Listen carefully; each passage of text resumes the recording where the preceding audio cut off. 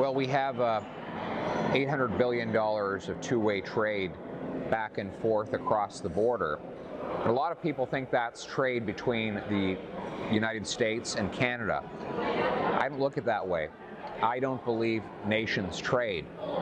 People trade. Individuals buy and sell things to each other.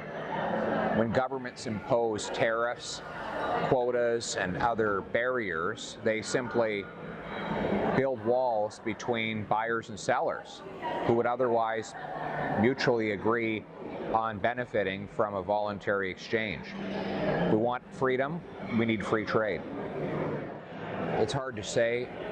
We don't know where this discussion will end, but I think Canada needs to prepare in more than one way. One, we need to aggressively negotiate to maintain the free flow of goods and services across our border. $800 billion is the size of the trade relationship, which is equal to almost 40% the entire GDP of our country. Any obstacle to the ongoing flow of that trade is going to hit hard. So we have to negotiate aggressively, but we also need to get our own fiscal house in order. We cannot continue to pile up debt and raise taxes on the workers and entrepreneurs that create all of our wealth, especially when the United States is reducing its taxes and opening its doors to greater competition in business. So we need to open up Canada for business, lower our tax rates, and fight for our jobs.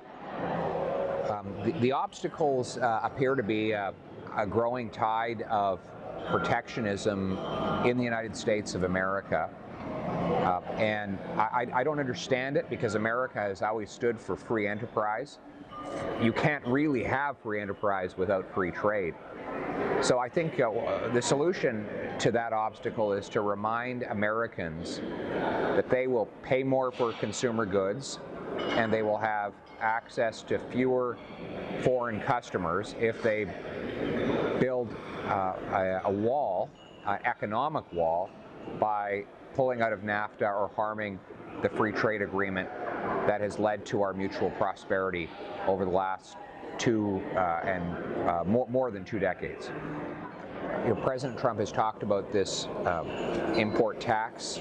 It seems to be a revived version of the earlier border-adjusted tax that House Speaker Paul Ryan proposed right after the presidential election. I'm not convinced that such a proposal could win favor by a domestic audience. It could very quickly translate into a consumption tax. Donald Trump's electoral base, working class people, are not going to want to pay consumption taxes on their flat screen TVs and on other consumer products that they rely on for a good quality of life. All of the costs of such a tax would be passed on to consumers, particularly working class consumers, and I think that would bode very ill for the president's popularity. As a result, in the end, I don't see that proposal making it to the finish line. Well, my concern with Justin Trudeau's approach is that he was the one that proactively offered to renegotiate NAFTA on behalf of Canada. Throughout the presidential campaign, Donald Trump said he wanted to renegotiate NAFTA with Mexico. His main problems and grievances were south of his border, not north of it. And Justin Trudeau seemed to want to jump into the middle of that dispute and make himself a part of it. I'm not sure that was necessary, and now we're stuck in a position where our most valuable trading relationship is uncertain. I do hear about it. I mean, Canadians understand the basics, right? When we're selling $400 billion to our customer next door, and we're told that